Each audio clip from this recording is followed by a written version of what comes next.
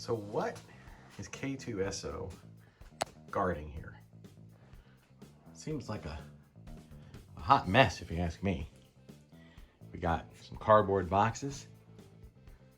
We got some foam board, some foam balls, measuring cup paints, some plaster wraps, some more styrofoam, sponges, tablecloths, paintbrush, a whisk, and a turkey baster.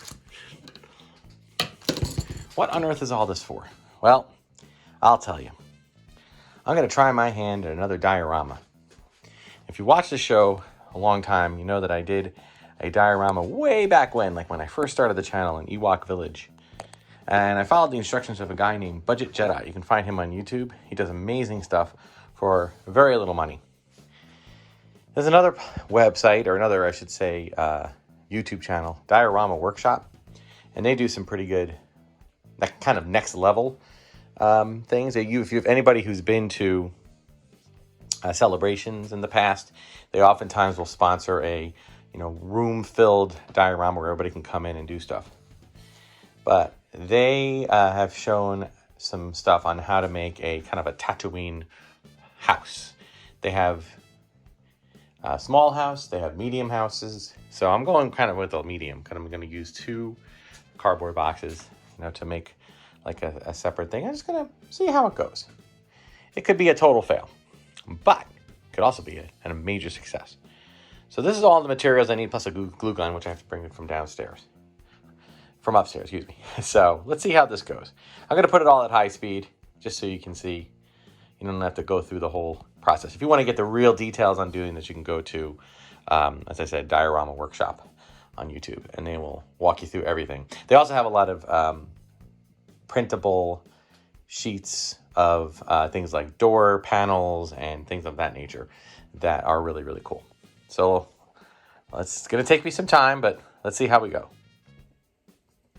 So first thing out of the gate, okay, is these styrofoam balls. Now, I picked these up at a kind of a craft store. I did find some other styrofoam at the dollar store. These are just 2 little discs. So my thought was maybe, I can't obviously use them like this, but if you notice, all of the homes in Tatooine are kind of dome-like. So we're going to cut all of these into halves. So let's do that first.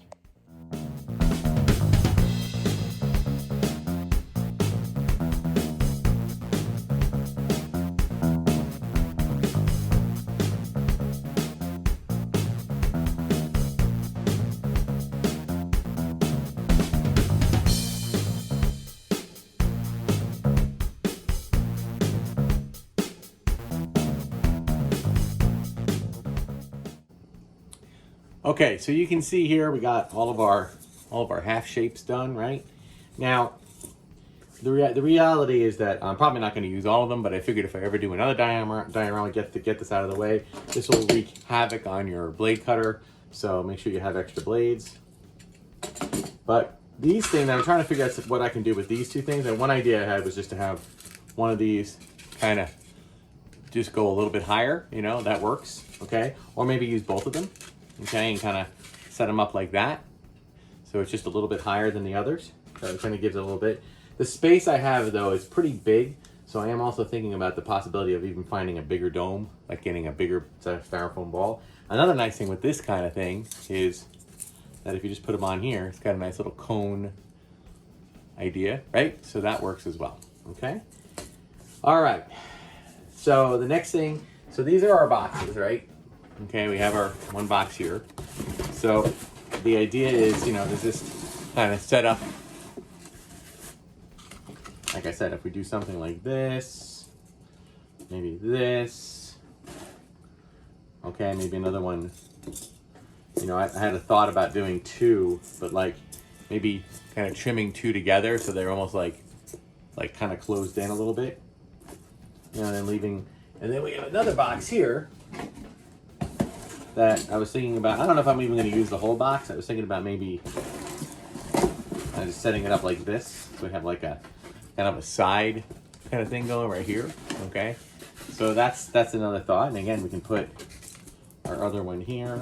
Okay, we have a few other things we want to put on the sides. I thought about actually utilizing one or two of these even on the side, like setting them up like semicircles. We'll see. We're gonna play around with them. All right, so I think I've changed my mind a little bit, and I decided to go with a double level as opposed to a house with an extension on it. Only because you figured, number one, it takes up less room. And I got a couple of these guys here. I don't know if I might end up just putting two like that because I don't want to get too crazy with the thing. I have another idea for on this side and maybe the front. So I'll show you what that is. All right, so I took some of that foam and I cut them into these little kind of sort of triangular pieces, right? And I'm going to glue them together and glue them to here. Okay, and I've done 4 of them. So I can actually do a couple. I don't know if I'm going to do like maybe 3 on one side. This might not stay, but yeah, like that's going to happen. Of course, while I'm filming. You know what I'm saying. 1 there, maybe 1 here, 1 over here, maybe 1 or 2 on this side. I think I want to just stick with 2 because I don't want to get it too expansive because I also want this to be able to fit on my shelf. So I actually may do them on this side. So I'll play around with them. As you can see, I have a couple of sets of those, cut them all up. All right, so I think the next step would be plastering.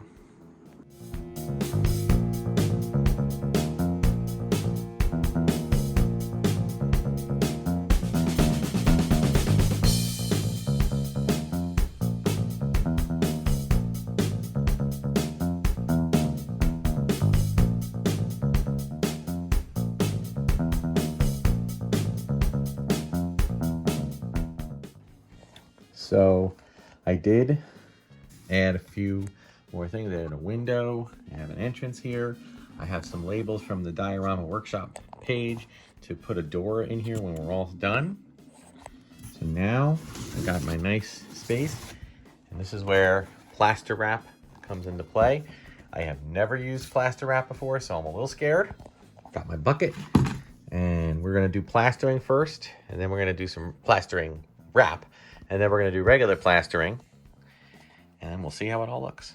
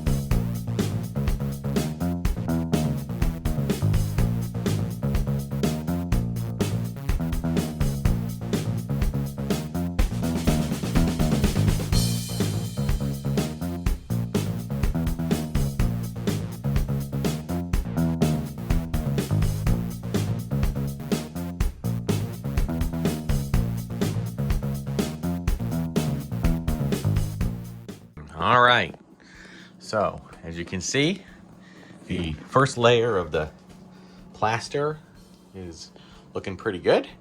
Okay, so now what I'm going to do next is this has got to sit and dry for a good time, maybe a couple hours, and then I'm going to try doing actual plastering, where you actually take some plaster and you dab a little bit, you mix some plaster with some water, and you dab it on there, so it kind of covers up all those little holes, and it just gives it that weathered outside look.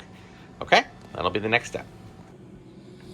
Okay, so now I'm taking the next step, and that will be to take some plaster and to start doing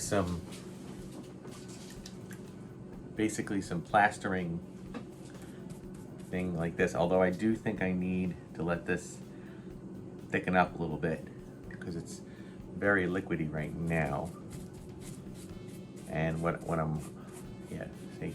I need to do is let it start to thicken up a little bit so that I can kind of pat it, because I don't want to get too much liquid on here, because otherwise, if I do that, then I run the risk of having the thing collapse on itself, which I do not want. But we will run it high speed, and you can get that going once this stuff starts to thicken.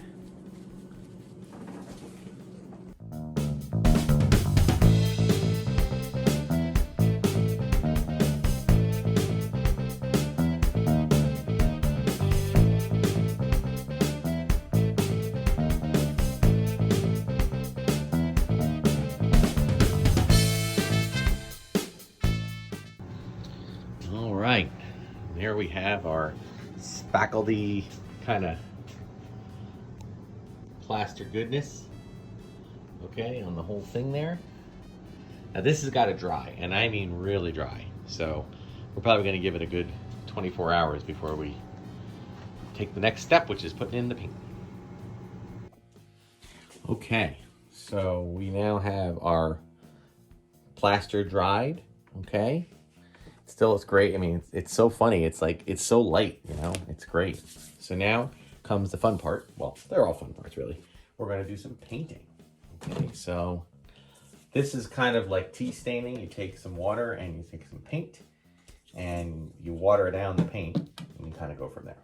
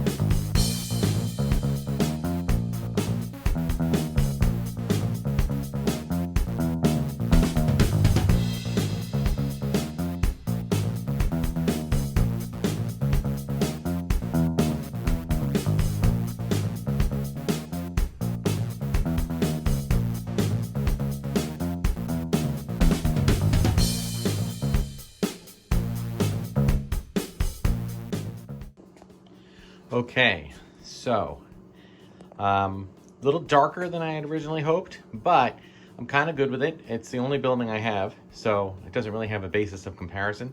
So I'm just going to call it Post Sandstorm.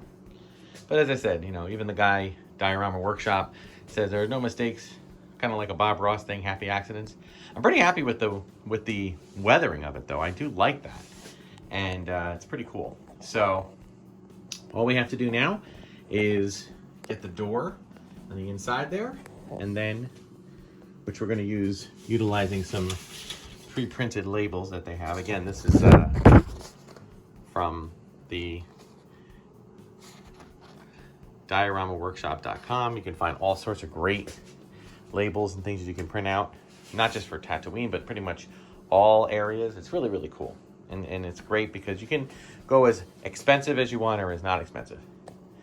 And I'm thinking, although it might be a little tall, but I'm thinking about trying to install this up on the top here of our Darth Tuba studio. Okay, I think I can get it to at least rest comfortably there. If not there, then I might do a little shift and put it up there where the masks are, and then I'll put some figures on it. So we'll get that going shortly. Okay, so I think I found a place that fits perfectly. I was gonna put it on this top shelf here, but it's just a little short. This little pipe gets in the way, so I decided to put something together up here. As you can see, it's really just meant to be a diorama display that I can put figures on. And I kind of got with these Emperor Royal Guard mask looming overhead. Then I put a few other things like the land speeder and one of the Power of the Force 2 dewbacks, Luke and his evaporator. Of course, evaporator wouldn't be that close to a dwelling, and this is of course not Luke's dwelling. Luke's dwelling was a dome, full out dome. This is just a kind of a creative, artistic license. And I decided to populate it with droids for some reason. Mainly because that's the quickest thing I could find. I got a few stormtroopers. Got one up top here doing a survey of the upper area. I got a couple of those Next 17 custom figures. because I feel like they populate it well. I'm going to try to find some Jawas, except I have a lot of things kind of on our Sandcrawler and our Java sail barge, but overall I'm pretty happy with it. It did come out a little darker than what I've noticed on Diorama Workshop. I could have, spray painted it white or with a primer and start over. But the more you do that, the more weight you put on it, and this thing is pretty lightweight right now, so kind of like it. My little droid there. This is the last step. There was the doorway and the ribbed entrance. Not too bad, for a lay person, for an amateur dioramist. I also have this cool custom speeder that was made recently, and I checked one of my previous episodes for that unboxing. So nice. So I think my focus slowly is going to start changing to less about unboxing, although I'll still do unboxings, don't worry. But I'm going to start slowly adding things like diorama building, maybe eventually years down the road. I'm not ready for it yet, but customization figures. Maybe I'll get a 3D printer and start doing my own kind of stuff, not for sale, just for fun. So I'm excited about it. So I hope you enjoyed this kind of walk through this. Again, Diorama Workshop, they did not partner with me at all. They are just an awesome website where they do a lot with dioramas of many different types, from very early beginner stuff like this to this. I would actually call this more of a moderate, like a medium, middle of the road. And then they do some really advanced stuff with lighting and things of that nature. So thanks so much for watching, guys. Like, subscribe, check out all the other videos. Until next time, check out all the other Red 5 Network videos and podcasts. Until next time, may the Force and the toys and the dioramas be with you.